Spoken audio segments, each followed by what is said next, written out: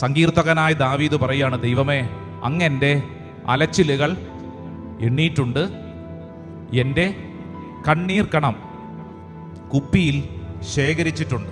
എന്നിട്ട് അടുത്തൊരു കാര്യം കൂടെ, കർത്താവേ, അത് അങ്ങയുടെ ഗ്രന്ഥത്തിൽ ഉണ്ടല്ലോ. നമ്മൾ എപ്പോഴാണ് കരയുന്നത്?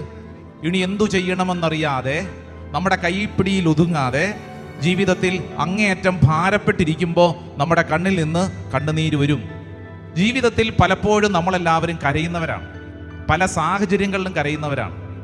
ഇന്ന് ഇവിടെ ഈ ശുശ്രൂഷയിൽ പങ്കെടുക്കുന്ന ഓരോരുത്തരും, പ്രത്യേകിച്ച് കരയാൻ ആഗ്രഹിക്കുന്നവരും, ജീവിതത്തിൽ ഏതെങ്കിലും സാഹചര്യത്തിൽ കരഞ്ഞുകൊണ്ടിരിക്കുന്നവരും, ഇപ്പം കരയുമെന്നും കരുതി ആരെങ്കിലും ഇരിക്കുന്നുണ്ടെങ്കിലും നിങ്ങളൊരു കാര്യം ശ്രദ്ധിക്കണമെന്ന് തിരുവചനം നമ്മളെ പഠിപ്പിക്കാൻ പോവാണ്.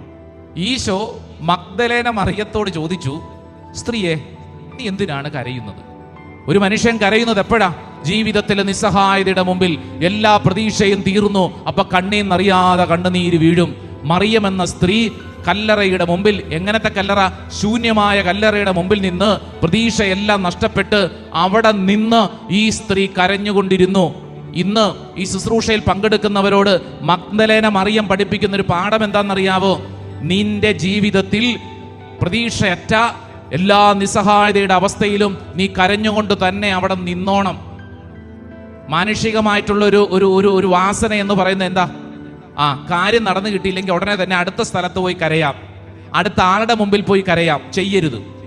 നിന്റെ ജീവിതത്തിൽ പ്രതീക്ഷയറ്റിരിക്കുന്ന അതേ സ്ഥാനത്ത് നിന്നുകൊണ്ട് തന്നെ നീ കരയണം. നിന്റെ കരച്ചിലിന് വിലയുണ്ട്. നിന്റെ കരച്ചിൽ കാണുന്നൊരു ദൈവമുണ്ട്. നിന്നെ ഒറ്റയ്ക്കാക്കിയിട്ട് നിന്റെ ദൈവം പോവില്ല. വിശുദ്ധ ഗ്രന്ഥം ഈ ദിവസങ്ങളിൽ നിന്റെ ചങ്കോട് ചേർത്ത് നിന്നെ പഠിപ്പിക്കുന്നൊരു വചനഭാഗമാണിത്. നിന്റെ കരച്ചിലിനൊരു വിലയുണ്ട്.